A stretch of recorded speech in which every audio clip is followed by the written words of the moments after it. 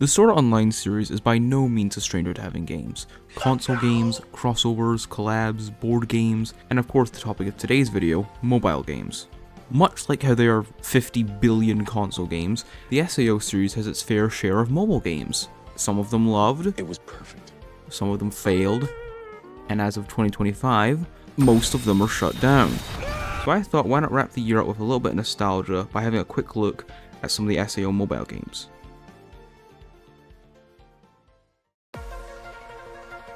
Before we get into the games you'll all probably recognize, there was actually a Japan exclusive mobile game released all the way back in 2014 that lasted until 2018. Compared to the rest of the games in this video, it's very simple gameplay wise. Tap a character, they attack, yada yada. You've probably seen it in other mobile games, usually anime games. I don't have that much to say, but I figured it was worth talking about since it's a Japan exclusive game, you know? I promise I have more to talk about for the other games. Anybody got lube before I start dick riding? Like, actually. Memory Defrag was the first global SAO game for mobile devices, and it's definitely my personal favorite. To me personally, the most interesting part of the game was the sheer amount of content and events they kept pushing out. Sure, that's not really anything crazy in the gacha anime game industry, but MD actually went through with stuff like small bonus stories, special art, and most importantly, an insane amount of characters that it felt like there was something new every day or every week. I'm telling you, this game loved stuffing these characters into like Santa suits, Halloween costumes, whatever the hell this is. And I honestly kind of miss that era of like mobile anime games. Sure, most of them were just the exact same character, but with maybe one different move. But I don't know, I always found it fun logging into the game and just being like, oh look, it's the ordinal scale silica. And whenever a new character came out, they usually also had a small bonus story that you could play. Also, unlike similar games around that time, they had characters from basically all branches of the SAO franchise. Anime, games, movies. If you can think of a version of a character, they are probably somewhere in this game. Now, you may have noticed I've been using past tense. That, of course, is because this game was shut down on August 30th of 2021. You may want to keep this shutdown in mind because, as you'll soon see, this becomes a trend. Releasing in the same year as Memory Defrag, IF takes on a 3D MMO style of gameplay, one of the main selling points being that you can actually make your own character. The console games have done this a couple times, but this was the first time for a mobile game that you can make your own character. While it still loosely follows the main plot of the anime, your custom character and the game's original characters actually impacted the story.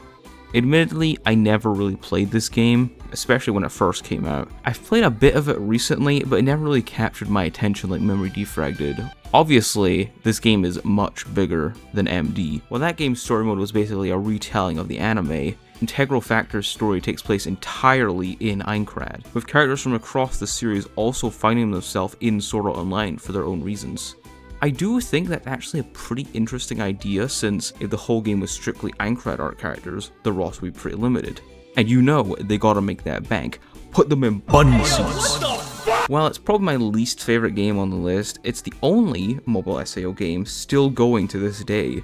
The other closest game actually shutting down this year, but we'll get to that later. I will admit, again, that I don't really have as deep as a history with the game as Memory Defrag. If there are any still active players who see this video and want to correct me in the comments, please do, since I don't really have that much knowledge on it, and this is more of a quick look back than rather a deep dive.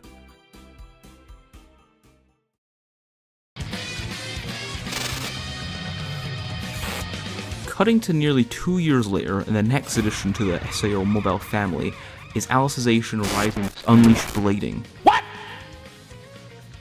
What the f? Yeah, so from release to October 2021, it was called Alicization Rising Steel, when it then got a name change to Unleashed Blading because when the game came out, the anime was still in the Alicization arc. So once that arc wrapped up, they changed the name because they felt like they were now restricted to Alicization when they wanted to add more content like the following Moon Cradle or Unital Rings arc.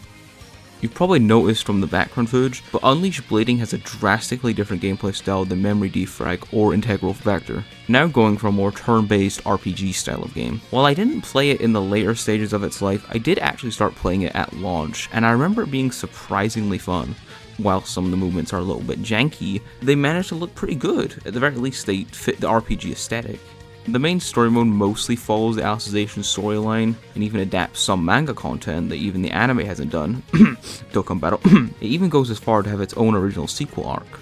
With it being the only game to adapt light novel content, it was pretty beloved by fans, and as long as the series kept going, it felt like the game could keep going alongside it. Yeah, in case it ain't obvious, this game was also shut down. The server was officially going offline in January of 2023, lasting slightly shorter than even Memory Defrag did. Supposedly, the decline in quality happened after a producer change during their 1.5th anniversary, with the game beginning to slow down in terms of player engagement and poor financial income. Like Memory Defrag, I was actually pretty sad to see this one go.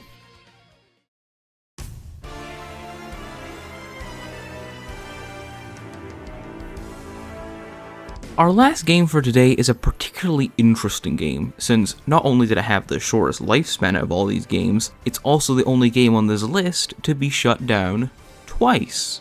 The game first released in November of 2022 before later shutting down temporarily in September of the next year for maintenance, a maintenance that lasted up until December of 2024. After the re-release though, the game seemed to have turned around. Players reported that the many bugs the game originally had been fixed, and the game itself was simply more polished.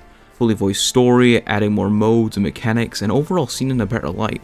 Of course though, history repeats itself, and it would soon shut down permanently, not even a year later. But this one definitely had potential. Earlier this year, before the shutdown was even announced, I actually played this myself and had a fun time. Despite my phone running this game like a slideshow, it looks surprisingly good.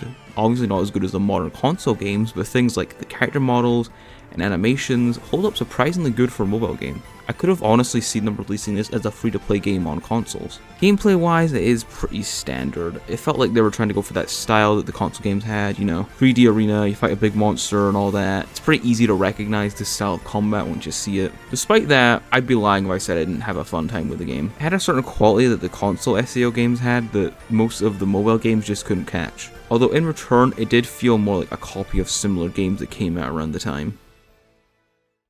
And that's a wrap. I didn't go too deep into talking about these games, but hopefully I've maybe convinced some of you guys to try checking out these games on your own. Probably through gameplay, since only 2 of them are available as of now. I have a feeling that sooner or later we're going to get another mobile game in this series, and I only hope that whatever comes next manages to have a decent lifespan, and more importantly, is just a fun game. It ain't touching my GOAT Memory Defrag though, that thing was the shit.